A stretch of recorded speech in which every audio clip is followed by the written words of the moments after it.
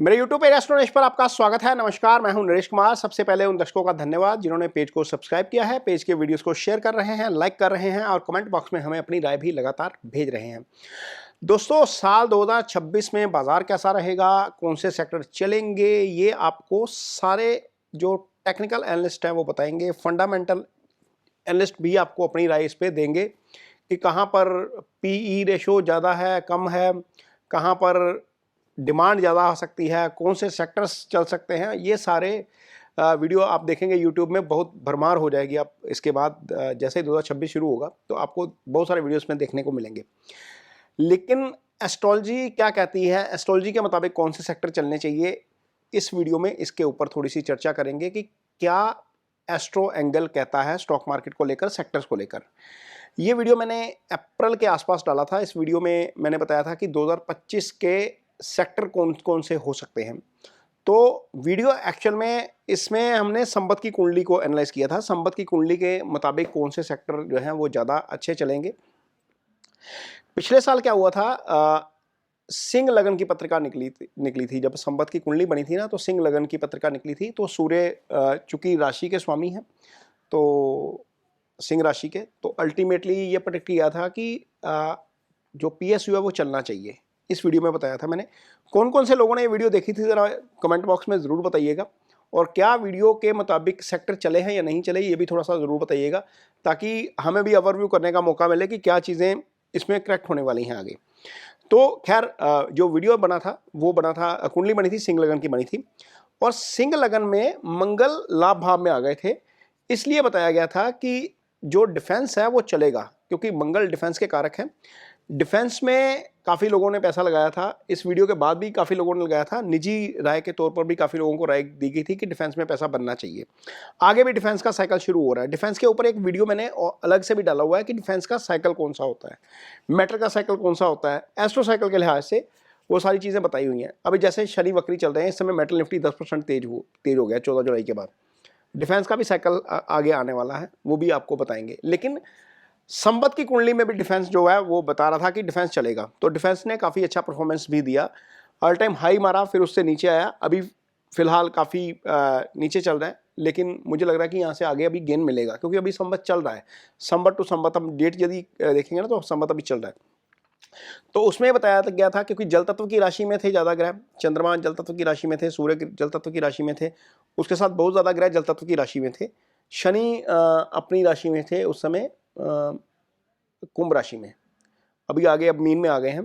तो शनि उस समय कुंभ राशि में थे। तो होता क्या है, जब कोई चीज़ प्रेडिक्ट की जाती है तो डाटा को थोड़ा सा एनालिसिस मैं ज़रूर कर लेता हूँ। फिर मैंने फाइंड आउट किया कि जब शनि अपनी राशि में थे, अपनी दोनों राशियों में, खासतौर पर कुंभ में और मकर में और कुंभ में, तो रियलिटी बहुत चला था। तो मेटल बहुत चला था। 2020 के बाद से ही आप देखिए मेटल का एक साइकिल जो चल रहा है, उसमें मेटल अच्छे रिटर्न देता है। जब शनि वक्री होते हैं या शनि अपनी साइकिल में है, तो रियलिटी है, लेबर इंसेंटिव जो सेक्टर है वहाँ पर चीज़ें बहुत अच्छी चलती हैं। तो मैंने ये बताया था कि अभी भी रियलिटी चलना चाहिए। उस वीडियो में इसकी चर्चा थी कि चलना चाहिए। यहाँ पर डिफेंस बताया था। वीनस से संबंधित सेक्टर से दूर रहने की बात की गई थी। बैंक बोला था कि शायद नहीं चलेंगे। बैंक में आप बैंक निफ्टी का मूव देखिए, बैंक निफ्टी बहुत अच्छा परफॉर्म नहीं कर पाया है, तो इससे दूर रहने की बात की गई थी। और ब्यूटी, लग्जरी, एंटरटेनमेंट जैसी कंपनी से दूर रहने की बात की गई थी। और आप देखिए इसके बाद क्या चीज़ें हुई हैं कि टैरिफ लग गया, और टैरिफ की चपेट में सबसे ज़्यादा डायमंड से रिलेटेड या ज्वेलरी से रिलेटेड कंपनीज ही आई हैं। तो पता लग रहा था कि शुक्र पीड़ित है, तो हो सकता है कि इस सेक्टर में चीज़ें बहुत ज़्यादा अच्छी नहीं हों। और इसमें जो सेक्टर बताए गए थे, जल से संबंधित बताए गए थे, शिपिंग, पोर्ट, आपका डिफेंस, ये सारे सेक्टर्स में चर्चा की गई थी।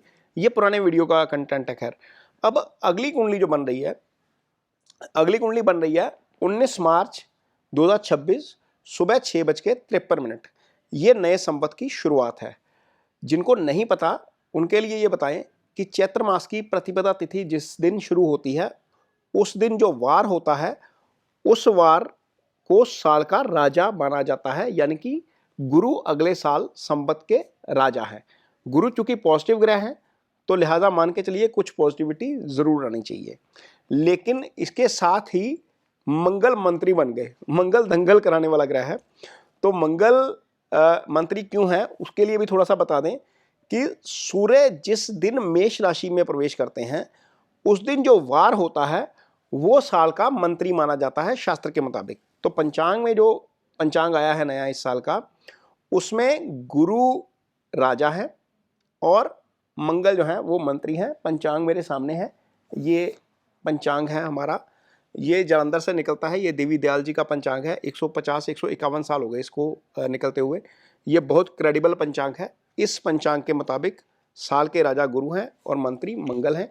इसी में इन्होंने कुंडली दी हुई है संवत की। ये अभी अभी पंचांग आया, नवरात्रों में नया आ जाता है। तो नए संवत की जो कुंडली निकल रही है वो कुंडली निकल रही है मीन लगन की। मीन लगन अगेन जल तत्व की राशि का जो है उसकी प्रधानता हो गई है। अब चूंकि प्रतिपदा तिथि है तो सूर्य चंद्रमा साथ ही होंगे, इसके साथ ही शनि भी साथ में है। सूर्य चंद्रमा शनि साथ में है और आपका जो है वो मंगल राहु और बुध 12वें भाव में है, यानी कि शनि की राशि में मंगल है, राहु है, बुध है। गुरु इस कुंडली में तीसरे भाव में आ गए हैं। शुक्र शनि सूर्य चंद्र एक साथ हैं, ये 4 ग्रह हो गए। मंगल बुध राहु एक साथ हैं, ये 3 ग्रह हो गए। मंगल बुध और राहु सॉरी गुरु आपके कुंडली में इसके केंद्र में है। ये केंद्रीय प्रभाव गुरु का बहुत अच्छा है। केतु छठे में आ गए हैं। तो मोटे तौर पर ज्यादा ग्रह 2 राशियों में आ गए हैं। तो इससे क्या होगा, जो मीन राशि से संबंधित एरिया है वो थोड़ा सा डिस्टर्ब रह सकता है पूरी दुनिया में। मीन राशि से संबंधित सेक्टर चल सकते हैं। अब चलेगा क्या, अगेन पोर्ट और शिपिंग ज्यादा चलेगी। इस संवत के मुताबिक अगले साल पोर्ट और शिपिंग ज्यादा चलनी चाहिए। शनि से संबंधित सेक्टर रियलिटी ज्यादा चलनी चाहिए, यहां पर चीजें अच्छी हैं। मंगल राहु का साथ आना डिफेंस में तेजी लेकर आएगा, क्योंकि पाप ग्रहों की युति जो है वो संबंधित सेक्टर में तेजी ले आती है। मंगल डिफेंस के कारक हैं और चूंकि बुध के साथ हैं तो कॉपर में भी आप देखेंगे कि तेजी देखने को मिलेगी अगले साल। अब जब आप कॉपर का रेट देखेंगे ना, संवत जब शुरू होगा तो उसके बाद कॉपर और डिफेंस दोनों ही चलेंगे। गुरु का केंद्रीय प्रभाव जरूर है, लेकिन गुरु के ऊपर राहु की दृष्टि है इस कुंडली में। मंगल राहु का 12वें जाना, चूंकि 12वां मोक्ष का भाव होता है, 12वां नुकसान का भाव होता है। मंगल राहु का 12वें जाना वैसे ही अच्छा नहीं होता, इसको अंगारक दोष बोल देते हैं कुंडली में। बुध केंद्र स्थान का स्वामी होकर 12 बैठ गया, वो भी अच्छा नहीं है।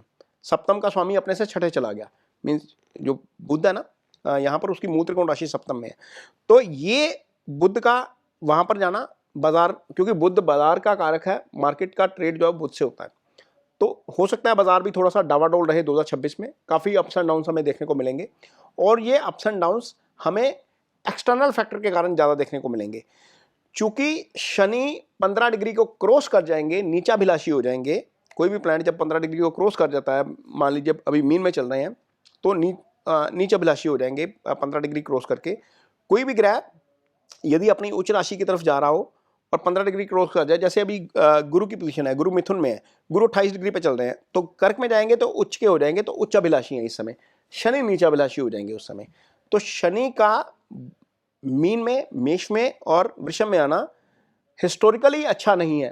पहला वर्ल्ड वार 1907 से लेकर 1914 शनि मीन, मेष और वृषभ में थे। दूसरा वर्ल्ड वार 1937 से लेकर 1944 शनि मीन, मेष और वृषभ में थे। फिर मिडिल ईस्ट का क्राइसिस, इंडिया पाकिस्तान का वॉर, शनि मीन, मेष और वृषभ में थे। फिर उसके बाद अभी जो रिसेंट टाइम में हुआ है, अमेरिका के ऊपर ट्विन टावर्स के ऊपर अटैक, अफगानिस्तान के ऊपर अमेरिका का धावा, लादेन को मारना, गुजरात का अर्थक्वेक, सुनामी और आपका एशिया का फाइनेंशियल क्राइसिस, .com बबल, ये सारी चीज़ें शनि मीन, मेष और वृषभ में थे। तो अल्टीमेटली शनि जब आगे चले जाएंगे, थोड़ा सा आगे बढ़ेंगे, क्योंकि उन्होंने जून 2027 में मेष में प्रवेश करना है, तो अगला साल भी वैश्विक स्थिति के लिहाज से अच्छा नहीं है। तो जब वैश्विक डिस्टर्बेंस रहेगी, हालांकि ट्रंप बहुत कोशिश कर रहे हैं, उनको नोबल चाहिए, नोबल पीस प्राइज चाहिए, तो वो बहुत कोशिश कर रहे हैं। गाजा हमास वाला इशू काफ़ी हद तक उन्होंने रिजॉल्व कर दिया है, जो लग रहा है, समझ आ रहा है कि चीज़ें ठीक हो जाएंगी। लेकिन 2026 में इवेंचुअली चीज़ें ठीक नहीं है एस्ट्रो साइकिल के लिहाज से। तो कन्फ्लिक्ट रहेगा, दुनिया भर में प्रदर्शन होते रहेंगे। तो होगा क्या, इससे एक ही सेक्टर चलता है जब हथियारों की होड़ लगती है पूरी दुनिया में। मैं कल ही एक स्टडी पढ़ रहा था, कोई एक रेटिंग एजेंसी स्टडी दे रही थी कि इंडिया का बजट ही 50,000 करोड़ रुपए का हो जाएगा डिफेंस का, ये बढ़ के। तो कुछ इस तरह की चीज़ें थी। तो यदि इंडिया का डिफेंस बजट बढ़ रहा है, यदि वैश्विक स्तर पर डिफेंस की चीज बातें हो रही हैं, यूरोप अपना डिफेंस बजट बढ़ा रहा है, तो अल्टीमेटली डिफेंस को इससे फायदा होगा ही होगा। फंडामेंटली एक अलग चीज है, लेकिन एस्ट्रोलॉजिकली भी मंगल राहु चूंकि साथ हैं, दोनों तेजी के कारक हैं, और बुध के साथ है, बुध अल्टीमेटली ट्रेड का कारक है, उन सेक्टर्स में तेजी ले आएगा। तो डिफेंस मान के चलिए, रियल्टी मान के चलिए। बैंकिंग में पोजीशन जो है वो बहुत ज्यादा अच्छी फिलहाल यहां पर भी नजर नहीं आ रही, क्योंकि शुक्र जो है वो पीड़ित है। शुक्र इमेंस मनी के कारक होते हैं, बहुत ज्यादा पैसा, बड़े बैंक्स वाली जो स्थिति है वो शुक्र से देखी जाती है। तो चूंकि पीड़ित हैं तो बैंकिंग में संभल कर चलना चाहिए, लग्जरी ब्यूटी एंटरटेनमेंट में संभल कर चलना चाहिए। हाँ, सूर्य लगन में है, पिछली बार अष्टम में आ गए थे, सूर्य लगन में है, तो थोड़ा सा डोमिनेंस रहेगा। पीएसयू सेक्टर में पैसे बनने चाहिए, सूर्य से संबंधित सेक्टर में पैसे बनने चाहिए, सोलर पावर में पैसा बनना चाहिए। तो ये जो सेक्टर हैं ये समझ में आते हैं कि अगले साल ये वाले सेक्टर चल सकते हैं। तो एक बार थोड़ा सा पिछला वीडियो भी एनालाइज करिएगा, कौन से सेक्टर बताए थे वो कितने चले हैं उसको भी एनालाइज करिएगा। फिर अगले साल के लिए जो तैयारी करनी है, जो भी निवेशक हैं जो लंबी अवधि के लिए पैसा लगाते हैं, उन्होंने जो तैयारी करनी है, इस वीडियो को जरूर ध्यान में रखिएगा। फंडामेंटल जरूर चेक करिए, टेक्निकल जरूर चेक करिए, सारा कुछ देखिए, लेकिन एक बार इसको भी थोड़ा सा चेक करिए, इसका भी प्रभाव जो है वो देखने में आता है बाजार में। मीन जो मैं स्टडी कर रहा हूँ मुझे तो समझ में आता है। मेटल निफ्टी देखते हैं तो मेटल निफ्टी पे प्लानिटरी इंपैक्ट नजर आता है, डिफेंस देखते हैं तो डिफेंस पे प्लानिटरी इंपैक्ट नजर आता है, डाउ की 140 साल की जो स्टडी की है, 141 साल की, उसको देखते हैं तो उसमें प्लानिटरी इंपैक्ट साफ नजर आता है। तो अल्टीमेटली प्लानट इंपैक्ट करता है बाजार को, लेकिन डिपेंड करता है कि आप उसको देख कैसे रहे हैं। तो वीडियो आपको कैसा लगा इस पर कमेंट बॉक्स में अपनी राय जरूर दीजिए। यदि वीडियो अच्छा लगे तो इसे शेयर जरूर करिए, पेज को सब्सक्राइब जरूर करिए। इसके साथ ही मुझे दीजिए इजाजत, नमस्कार।